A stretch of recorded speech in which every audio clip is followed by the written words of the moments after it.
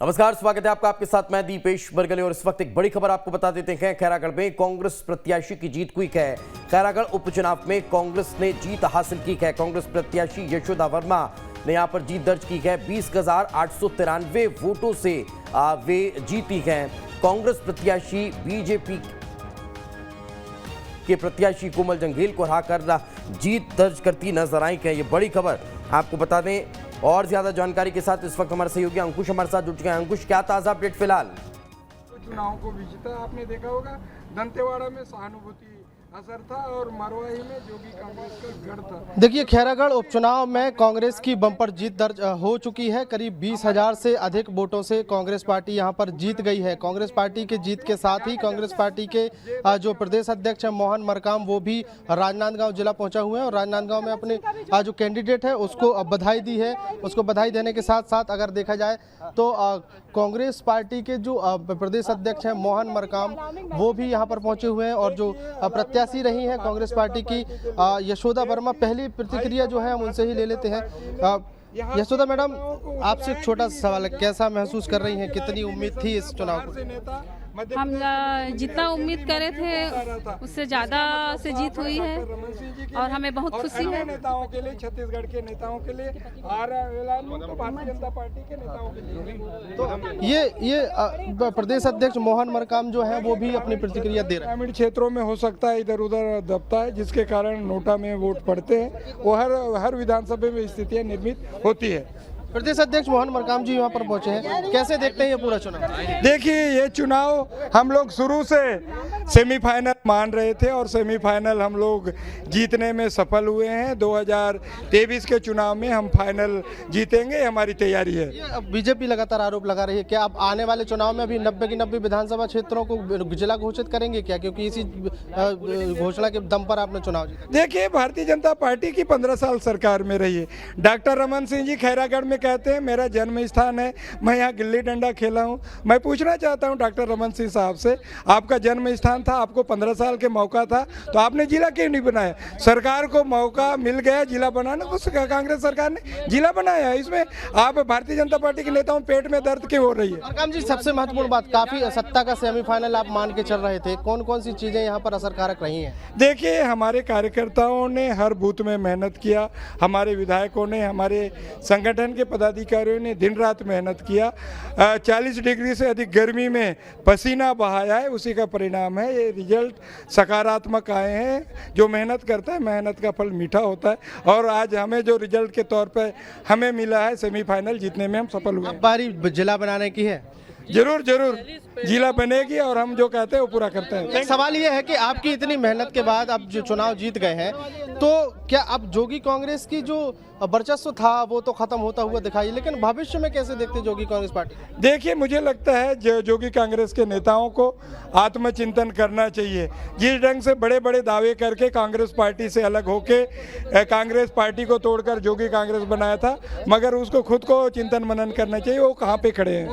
तो बीजेपी को चिंतन मनन करना चाहिए कि वो कहाँ पर खड़े हुए हैं। और अगर बात करें यहाँ पर कांग्रेस की जो प्रत्याशी जो जीत कर आई हैं यशोदा वर्मा, वो हमारे साथ यहाँ पर जुड़ी हुई है, वो भी प्रतिक्रिया अपनी देती हुई नजर आ रही हैं। जिला बनने के बाद सबसे पहली प्राथमिकता क्या होगी, किस तरीके से आप काम करेंगे यहाँ? सबसे पहली प्राथमिकता जो स्वर्गीय देवराज बाबा जी का जो अधूरा सपना था, वो सपना हम पूरा करेंगे और जो घोषणा पत्र दिए हैं उस हिसाब से काम करेंगे। यशोदा जी, आपसे एक सवाल हो रही है कि पहली प्राथमिकता क्या? और जानना चाहूंगा कि जनता का जो मैंडेट है 20,000 प्लस की उम्मीद है, तो 30,000 की आप बात कर रहे थे, कहीं 10 बड़ी जीत तो है, 20,000 वोटों से भी जीत एक बड़ी जीत होती है, लेकिन क्या कहेंगे आप, बताइए आप। फिर भी से मैं इतना में बहुत खुश हूँ और सारे जनता को, पूरा खैरागढ़ विधानसभा जनता को दिल से धन्यवाद देना चाहती हूँ कि उन लोगों ने अपना कीमती वोट देकर हमें इतना विजय बनाए, उसके लिए दिल से धन्यवाद जी। देखिए, यशोदा वर्मा, तो आप सबसे पहली प्राथमिकता क्या होगी? प्रमाण पत्र लेन दे भैया, तो ले लूँ तू। चाहिए खुशी है और जल्दबाजी इस बात की है कि प्रमाण पत्र लेने जाना है, इसलिए उन्होंने कहा है कि हम पहले प्रमाण पत्र लेंगे। लेकिन अब हम थोड़ी सी और दूसरी तस्वीरें दिखाने की यहाँ पर कोशिश करेंगे कि यहाँ पर प्रदेश अध्यक्ष मोहन मरकाम भी यहाँ पर पहुंचे हुए हैं, प्रमाण पत्र उनका लिया जाएगा। 20,000 से ज़्यादा वोटों से यशोदा वर्मा ने जीत दर्ज की है। उनकी मेहनत का असर, उनके जो कैंडिडेट्स के साथ साथ जो कार्यकर्ताओं की मेहनत थी, मुख्यमंत्री भूपेश बघेल की लगातार सभाएं थी, इन सभाओं के साथ ये मेहनत जो है कहीं ना कहीं रंग लाई है। और यही कारण है कि अब कांग्रेस पार्टी का एक मनोबल अलग बढ़ा है। 2023 के चुनाव के लिहाज से अगर देखा जाए तो 2023 के हिसाब से भी काफी महत्वपूर्ण ये सीट रही है। और कांग्रेस ने इस चुनाव में जो प्लान तैयार किया, क्या उसमें सक्सेस होती हुई नजर आई, क्या उसमें सफल होती हुई दिखाई दी है? चुनाव तो जीता, लेकिन जिस स्ट्रेटेजी के साथ जीता उसमें कितनी सफलता मिली, और क्या 2023 के लिए इसी स्ट्रेटेजी पर आगे बढ़ने वाली है?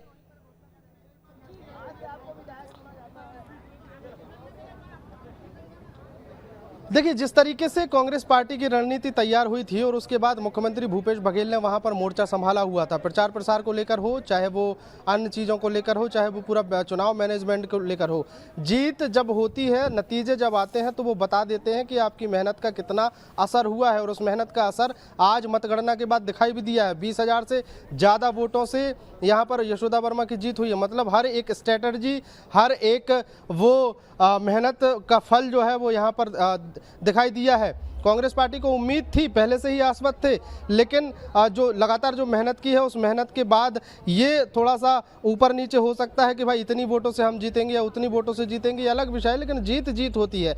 हर एक स्ट्रेटेजी काम की है। जिला बनाने की घोषणा की थी। सबसे महत्वपूर्ण बात यह है कि जिला बनाने की जो घोषणा थी उस घोषणा का असर यहाँ पर इस पूरे चुनाव में दिखाई दिया है। और इस पूरे चुनाव में उस घोषणा के बाद एक अलग ही माहौल तैयार किया था। हालांकि बीजेपी ने मेहनत कमतर नहीं थी।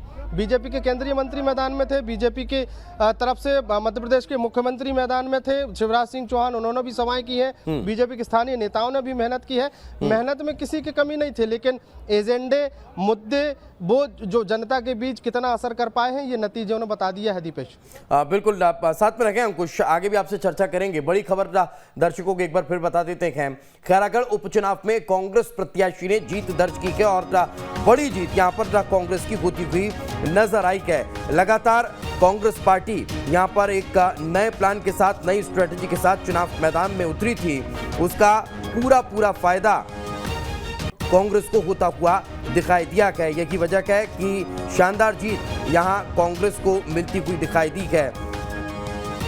भारतीय जनता पार्टी भी यहां पर इस चुनाव में एड़ी चोटी का जोर लगाती हुई नजर आई थी। नई स्ट्रेटेजी के साथ बीजेपी चुनाव मैदान में उतरी थी और एक बार फिर 2018 के बाद कांग्रेस यहां दूसरे पायदान पर पहुंचती हुई नजर आ रही है। 2018 का अगर चुनाव देखें तब भी कांग्रेस दूसरे पायदान पर थी और एक बार फिर अब यहां दूसरे पायदान पर भी बीजेपी दूसरे पायदान पर थी और एक बार फिर बीजेपी के कोमल जंगेल यहां पर दूसरे पायदान पर गए। यशोदा वर्मा ने इस चुनाव में बीजेपी उम्मीदवार कोमल जंगेल को 20,000 वोटों से शिकस्त दी है। और वहीं अगर जेसीसी प्रत्याशी का अगर जिक्र किया जाए तो वो यहाँ पर जमानत भी अपनी नहीं बचा पाए हैं। तो खैरागढ़ विधानसभा उपचुनाव में कांग्रेस के जिला बनाने का जो दांव है वो चलता हुआ नजर आया है और उस पर एक बड़ी सफलता कांग्रेस पार्टी को मिली है। हमारे सहयोगी अंकुश लगातार हमारे साथ बने हुए हैं। अंकुश, भारतीय जनता पार्टी जिसने कड़ी टक्कर इस बार चुनाव में दी है, अब लग रहा था कांग्रेस को भी कि हाँ बीजेपी एक मजबूती के साथ के चुनाव लड़ रही है, तो क्या लग रहा है 2023 में और ज्यादा मजबूत बीजेपी होती हुई नजर आएगी? कांग्रेस को अपनी स्ट्रेटजियों को और मजबूत करना होगा और कांटे की टक्कर देखने को मिलेगी?